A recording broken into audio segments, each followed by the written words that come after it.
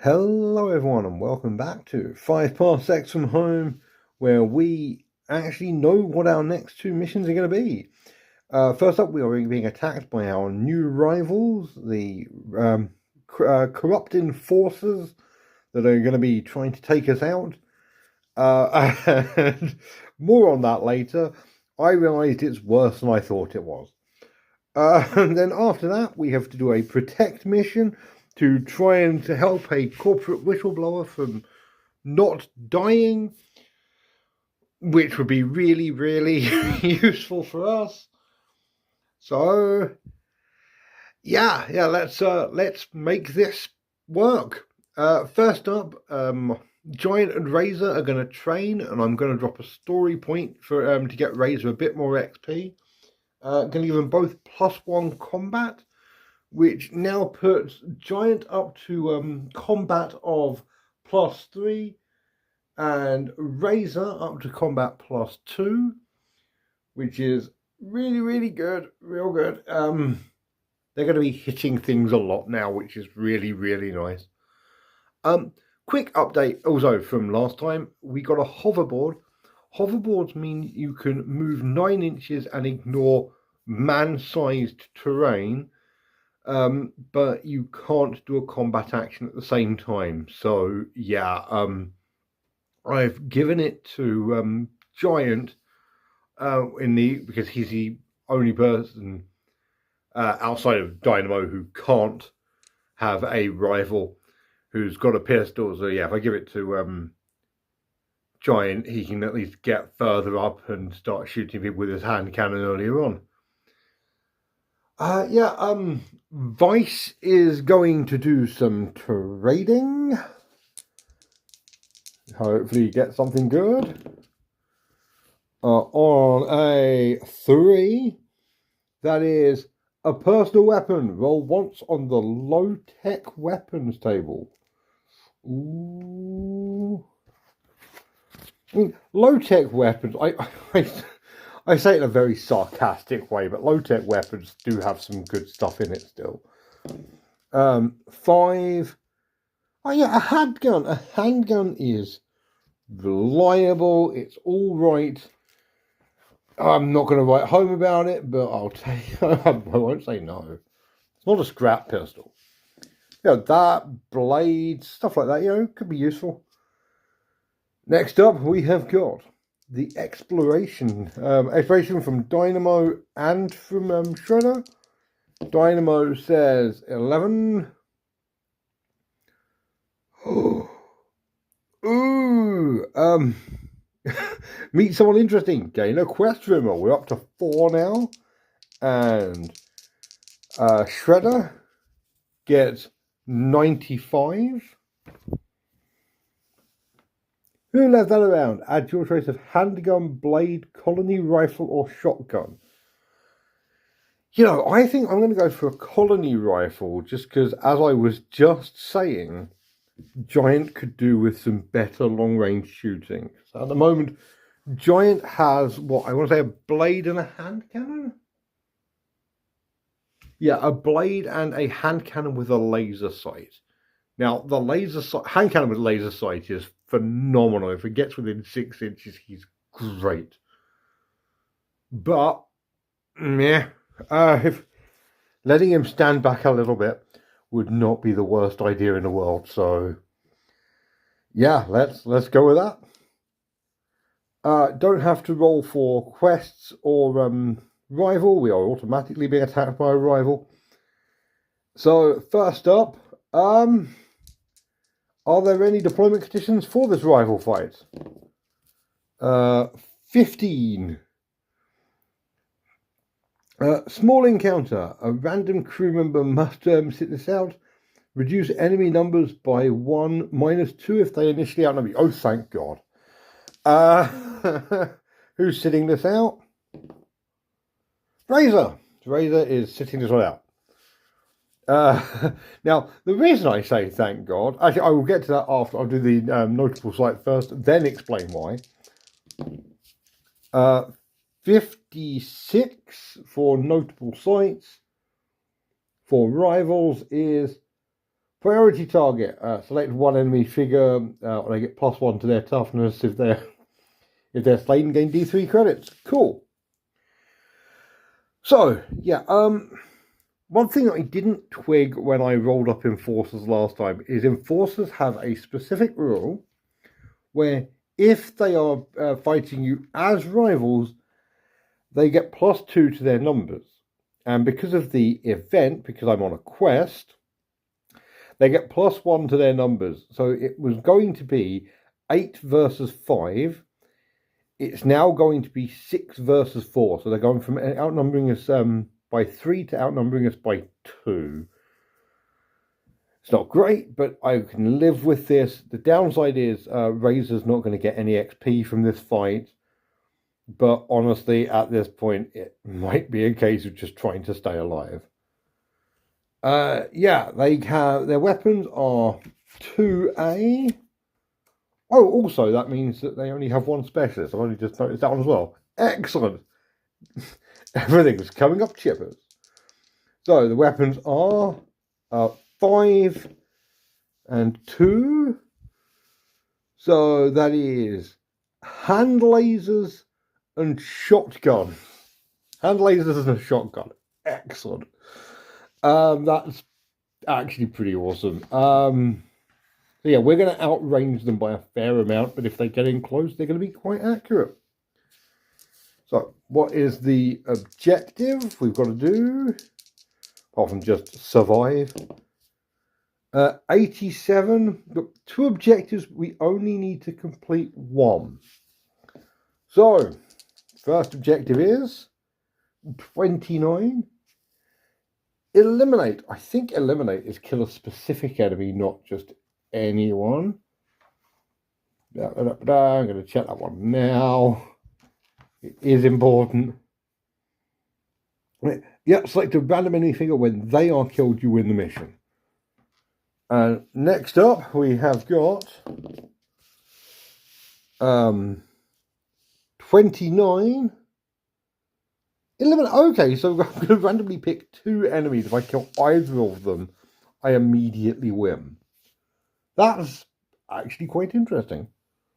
Also, one here, unique individual. No, they do not get a unique individual. So yeah, there's going to be 6 enforcers, and we have to kill 1 of 2 random ones. Oh, tell you what. Well, so I'm just going to roll 1 time limit for both of these and assume that that is going to be the shorter of the 2. So 32. Yeah, we've got 6 rounds to do this in. Okay, cool. This is going to be a very interesting one. Let's shoot at some dirty cops.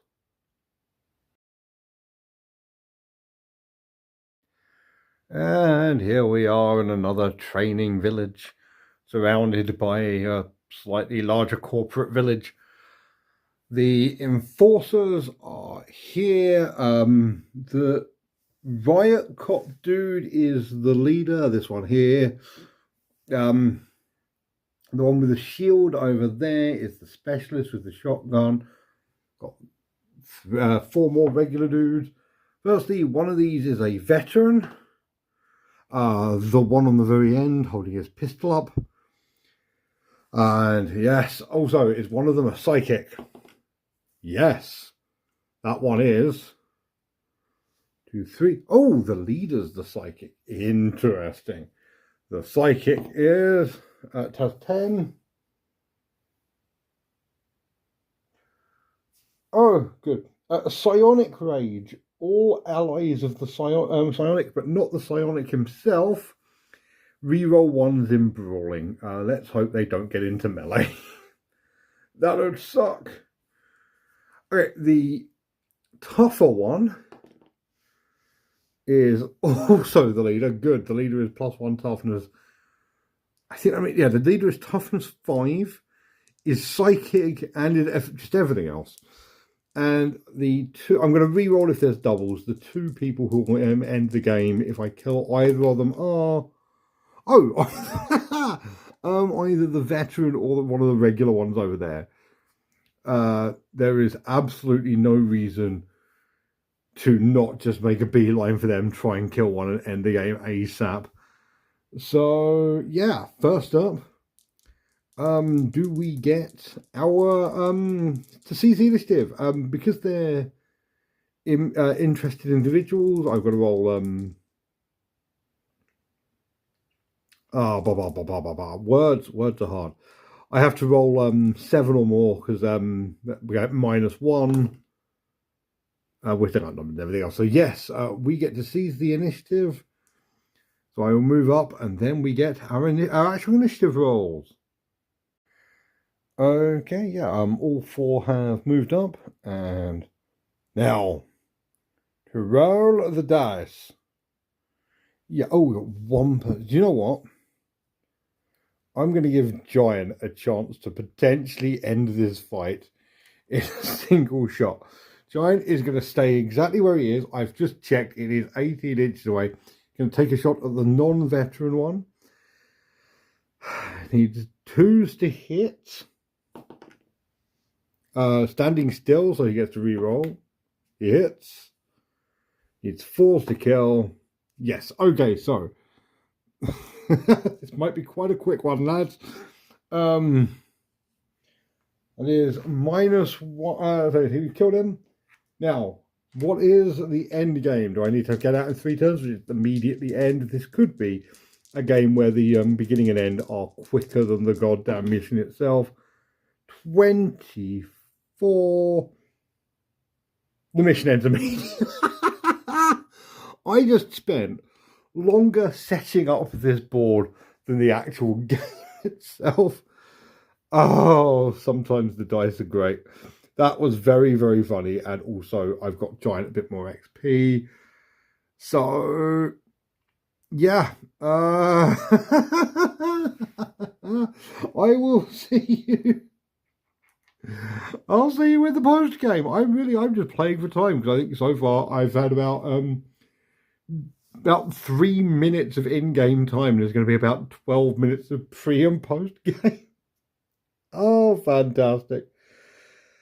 Oh, see you next. See you in the post game.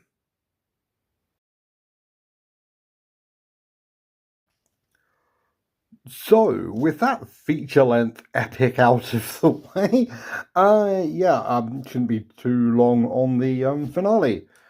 Basically, we don't get to resolve patron status. We need to hold the field to do that. Not patron, rival status. We don't get patron status either.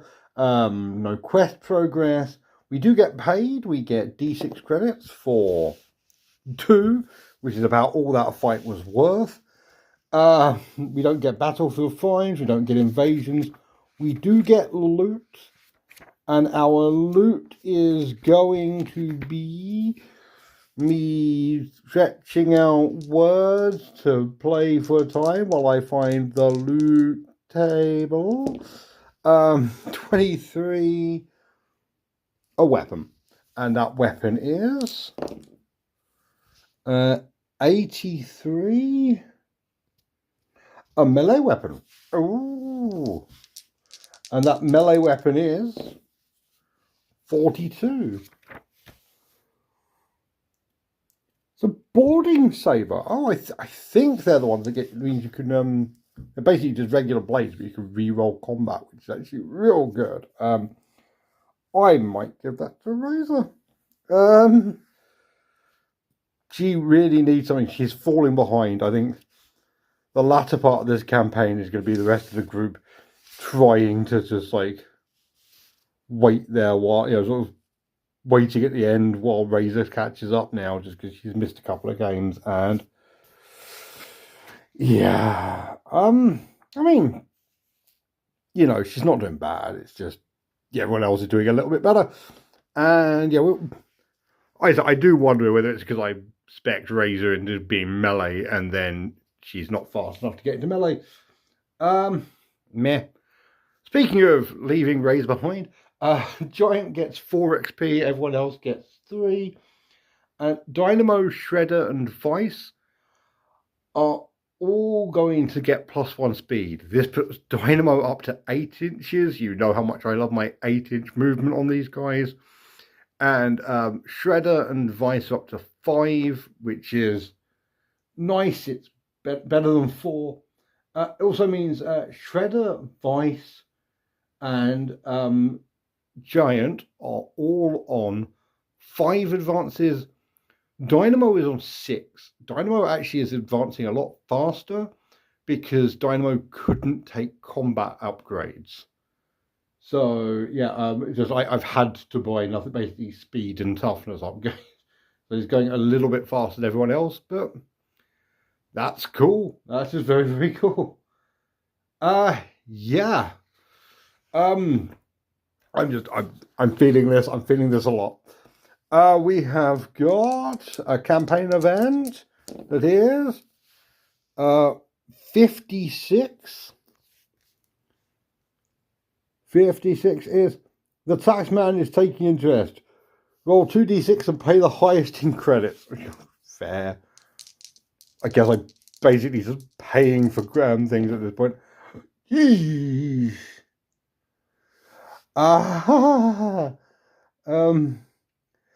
Yeah, I guess I'm paying 6 weeks down to -4. Yeah, I basically paid 4 credits to get 3 people advances. I can't complain too much. The character event is for Giant.